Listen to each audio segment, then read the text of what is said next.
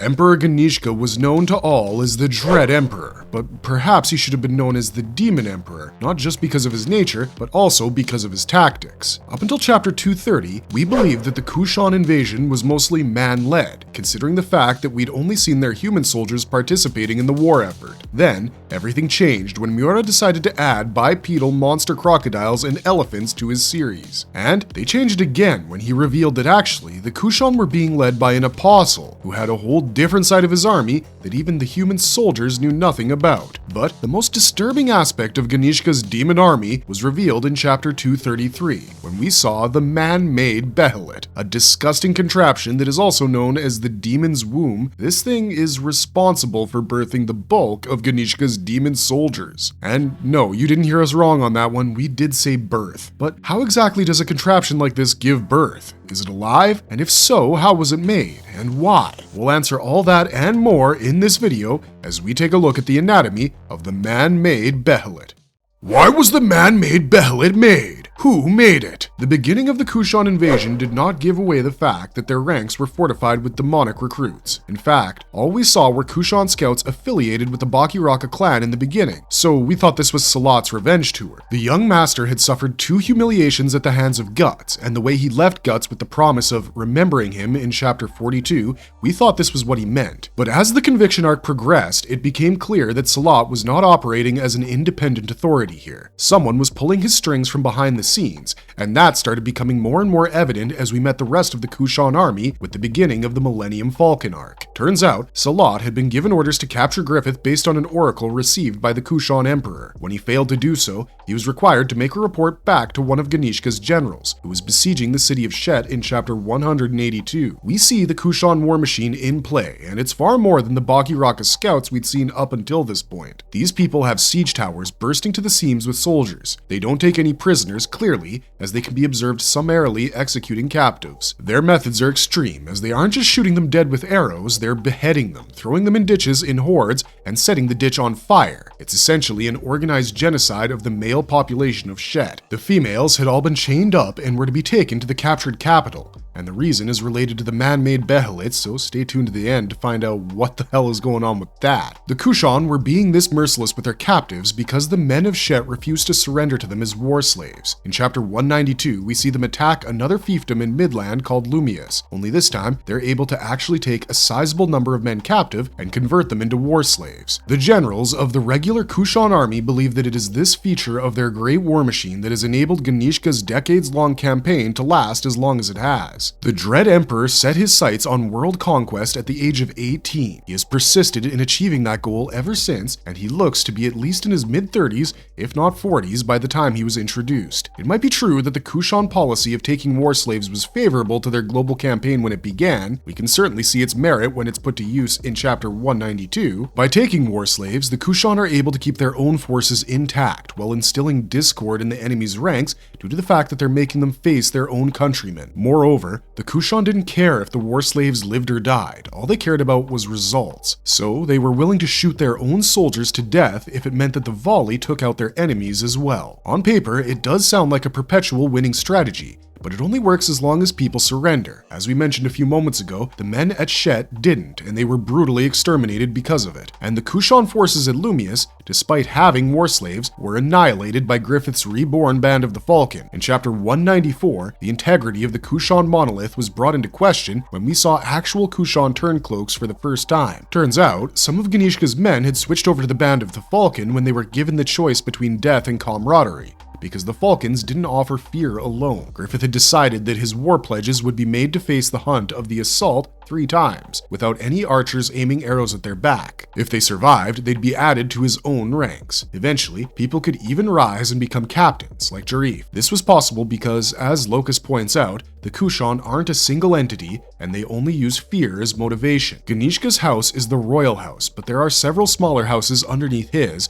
and they're all constantly bickering with each other in a bid for greater power. In chapter 192, there was a general who berated the inclusion of the Bakiraka clan to their glorious campaign, considering their status as exiles and former slaves. But Ganishka himself shows no such animosity towards them when he meets Salat in chapter 231. Yet, at the same time, he's aware how his other men feel about things beings, and he knows he cannot control the actions of humans down to the last movement. This is where the creation of the man-made Behelit becomes a necessity for him. After being reincarnated as an apostle, Ganishka realized the true extent to which demonic power could help him turn his dream of world conquest into a reality, because it was one he could control. So he set about working with the greatest sorcerer he knew in creating the greatest demonic army the world had ever seen. In chapter 230, we're introduced to one half of this army, the Pishacha Gana. Familiars that are possessed by the ethereal bodies of Kushan sorcerers called Harashada, these mutated monstrous animals form the backbone of Ganishka's demon army. Tigers, crocodiles, elephants, and whales are transformed into demonic versions of themselves, capable of wreaking far more havoc than they would be otherwise. But animal troops can only take an army so far. You also need your regular rank and file to stand beside them, sometimes ride them, and sometimes take the proverbial bullet for them. The Pishacha are created when a Harashada projects their ethereal body into the physical body of one of these animals, thus gaining control over it and giving it demonic features. But soul possession doesn't work on human beings so easily. Ganishka's wizard general Daiba and his wizard core, the Harashada, could keep the Pishacha active as long as they maintain their spells. But then what? Demonic war beasts need demonic riders, and the man-made Behelit is the apparatus through which those riders are created. It was designed by Daiba himself, who called it his life's work, considering the amount of effort and magical energy it took him to construct it. The purpose behind its creation is simple: to pump out demon soldiers to serve beside Ganishka's Pishacha. It's the way in which it was constructed and how it creates those soldiers that makes it one of the most horrifying things in all of Berserk. How was the man-made Behelit created? Is it alive? Daiba isn't a sorcerer like Flora or Shirke or even the great gurus of Elfhelm. He's a man who has delved in the esoteric for far longer than we can guess, and his specialty is the dark arts. Daiba is keenly aware of the dualistic nature of the astral world, of the nature of objects like Behelits and creatures like apostles. In fact, it's revealed in chapter 303 that Daiba was the one who gave Ganishka his Behelit. He must have known that one day this princeling would help him establish the magical empire he had dreamed of his entire life. So when Ganishka became an apostle and came knocking at his door, he was ready. Now, there's a bit of confusion here when it comes to how long it took Daiba to construct the whole thing. In chapter 292, he says that it took him his entire life to build it, and considering the sheer scale of it, that could very well be true. The man-made Behelit occupies the entire inner sanctum of the Pantheon-like structure in the middle of Windham City, which is several square meters at the very least. But that begs the question, how did he fit it in there? Squeezing the man-made Behelit in through the doorway seems implausible considering how large it is. The Kushan could have transported this thing around with them everywhere they went, because they also carry Ganishka's mobile palace around with them, and that is much larger than the man-made Behelit. The answer, we think, is that the Harashada simply disassemble and reassemble the man-made Behelit wherever they set up base. This would make sense considering weapons of war like siege towers and trebuchets are often built on site, but there's another reason for this assumption as well. The material with which the man-made Behelit is created is extremely malleable,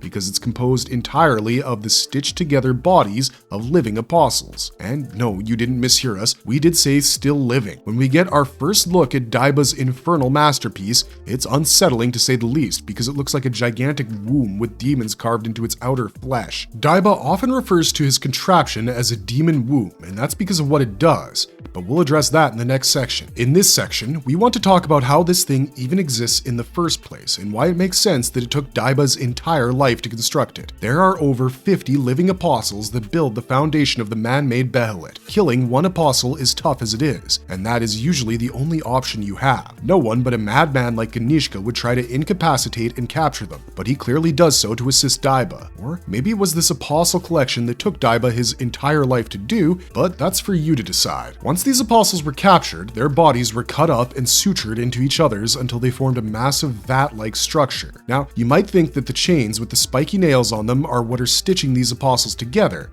but that isn't quite the case. A closer inspection of the surface of this thing will show you that there is no overlapping when it comes to where the bodies are joined together and where the chains and spikes are placed. Those chains are more than likely just there to help maintain the shape of the whole thing and allow the Harashada to control how it moves, because remember, these apostles aren't dead. For the the man-made Behelit to work, they need to be kept alive, and for them to not go rampaging, they need to be kept restricted. The chains serve the dual purpose of keeping the apostles restrained, as well as helping to operate the man-made Behelit, because they're controlled by the Harashada's Ode. So, yes, technically this is an anatomy video, considering that the thing we're talking about has about 20 living beings propping it up. But that's the question of how it was made and whether it's living or not answered. How exactly does this man-made Behelit work? Well, if you thought that its construction was macabre, you haven't seen anything yet.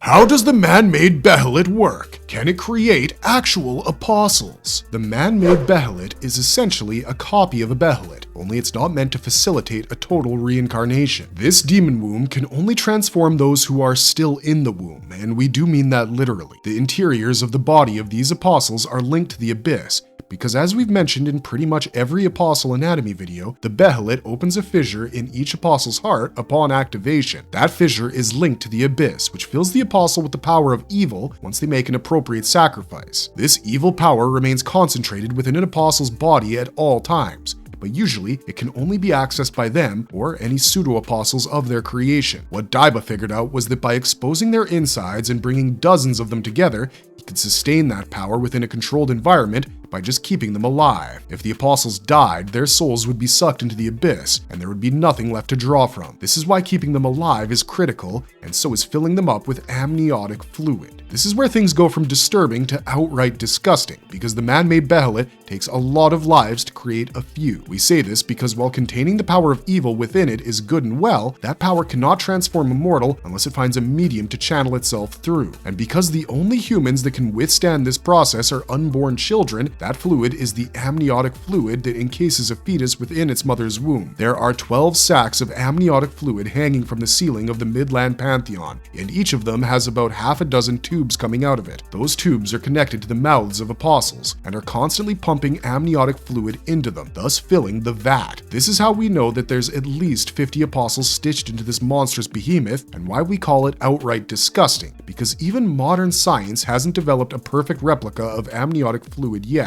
So, the other implication is Ganishka and his men extracted this fluid, which means they basically killed thousands of pregnant women over and over again to keep creating these demonic minions. And this isn't even counting the ones that are actually lowered into the damn thing. Remember how we told you in the first section that the women the Kushan took as prisoners were all shipped off to the capital city? Well, they were sent there with the specific purpose of birthing Ganishka's demon soldiers. Each woman was first impregnated by the Kushan and then lowered into a tube-like opening at the top of the man-made Behelit. This opening and the lowering of the prospective mother are both controlled by the Harashada. Once they perform the hand sign to drop her into the vat, the demonification of her unborn child is both rapid and brutal. Because the mother's body is submerged within a lake of amniotic fluid, it ends up resonating with the fluid inside their wombs, and since the man-made Behelit's fluid is infused with the power of evil, it corrupts the child and turns it into a demon. That demon then devours its way out of its mother and swims out of the bottom end, or the birthing canal, of the man-made Behelit, after which it's put in a cage and fed its mother's remains until it matures. These demon spawns are called the Daka, and for the extreme horrors that are involved in their creation process, they deliver absolutely nothing on the field of battle. Sure, they could be extremely effective against regular humans, and they can ride tiger pishachas like some sort of demonic cavalry, but the caliber of opponents against which they're going up in the Millennium Falcon arc far outclasses any human. Griffith's war demons could each dispatch at least one score Daka by their lonesome, and the same can be said for most of Guts' party. The real reason Ganishka puts all these women through all those horrors is because he wants soldiers that he has absolute control over. Like the Pishacha Gana, Daiba and his Harashada can control the Daka as well, which is a complete game changer when it comes to warfare. We pointed out the fact that while Ganishka can steamroll pretty much any territory with the human elements of his army, there existed divisions within them, and he ultimately couldn't control them the way he wanted to. But with the Daka and Pishacha, he can do just that, and that means he has foot soldiers and beast soldiers that are completely under his command. In the same chapter where we see the man-made Behelit make its debut, we also see Ganishka command multiple Daka and Pishacha with a single gesture of his hand. He can probably do the same thing with his human soldiers, but the difference is they can choose to defy him. These demon soldiers can't, and if by any chance the people controlling them ended up dying, Ganishka would know immediately. In chapter 240, we see Serpico kill the Harashada controlling the Pishacha that started attacking him and his crew in the previous chapter. Their deaths immediately breaks the spell controlling the Pishacha, but it also releases a fog in the visage of Emperor Ganishka from each of their death bodies. This can only mean one thing.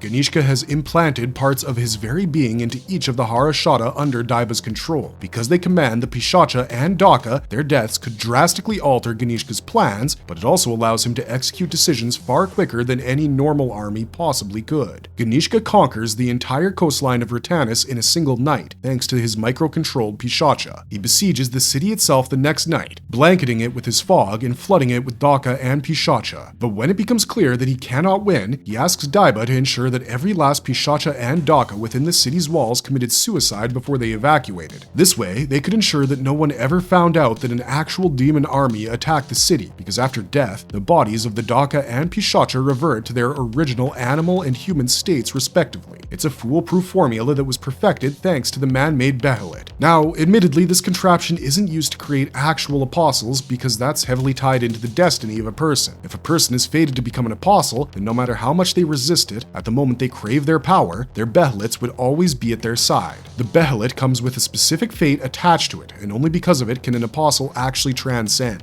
The man-made Behelit doesn't reincarnate the human fetuses that descend into it, it just mutates them. That mutation wears off upon death, much like any other apostle or pseudo-apostle, and for that reason, you can even call this man-made Behelit a pseudo-Behelit. But just because something isn't meant to function a certain way, doesn't mean it won't be put to that test regardless. And the man-made Behelit is responsible for the creation of the biggest monstrosity in Berserk, Ganishka's Shiva form.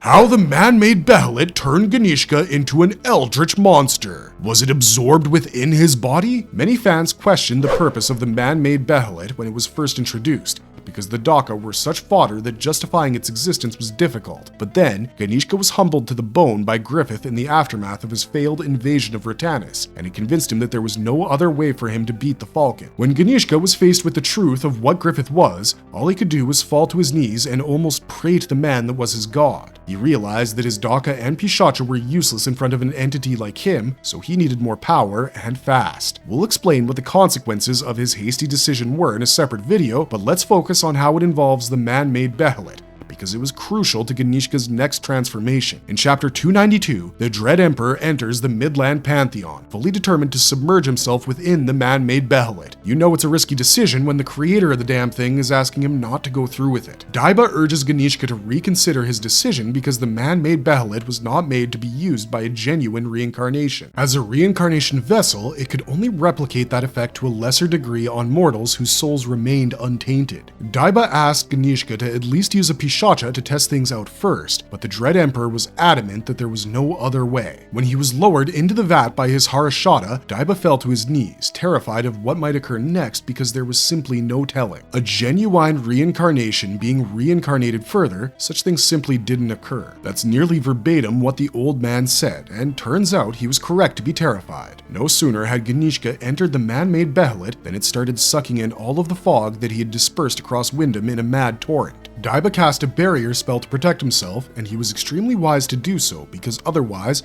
he'd become a part of Ganishka's body. Everything that his fog was touching, his Pishacha, his Daka, his human soldiers, his Harashata, heck, even the apostles that created the man-made Behelit, everything was devoured by Ganishka's reincarnating body, and the result was the birth of Shiva. So when we ask if the apostles that constituted the man-made Behelit were absorbed by Ganishka, the answer is a firm yes. And in chapter 304, we find out that this was pretty much always meant to be. Griffith proclaims a prophecy which talks about how one twice reincarnated and a sword strike that reaches deeper still into the spirit world have opened the door. This implies that Ganishka was always meant to be reincarnated again, and that the man-made Behelit's causality given purpose was to see that it happened, even though it wasn't an actual Behelit. It's funny how the whole thing comes around, but having said that, this brings us to our final question for the video.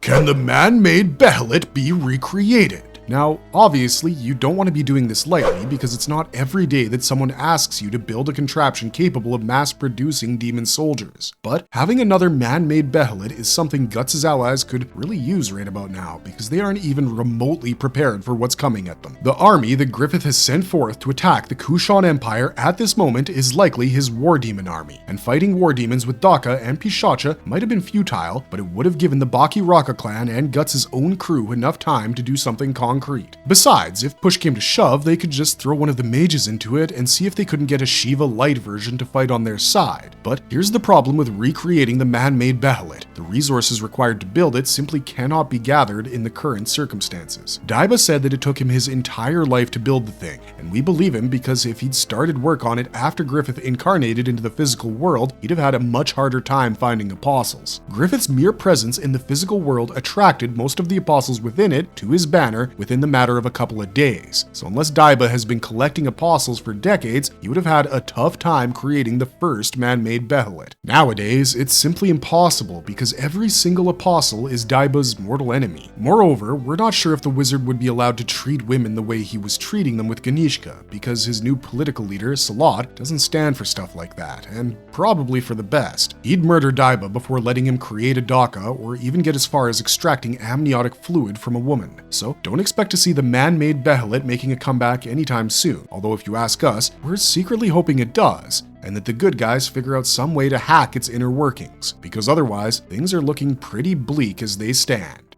Marvelous verdict! And that's all we got for you guys on the man-made Behelit. This reincarnation vessel was a source of nightmares for many a kingdom, but in the end, it changed the world. We know that sounds inspirational, but it definitely was a force of change, and if it did make a comeback, God help whoever would be foolish enough to try to harness those powers. And before you ask, no, not that God, come on. So, what did you think of the video, and what did you think of the man-made Behelit? Let us know your thoughts in the comments down below, and don't forget to like, share, and subscribe for more Berserk content. We'll see you guys in the next one, and until then, keep on struggling, strugglers.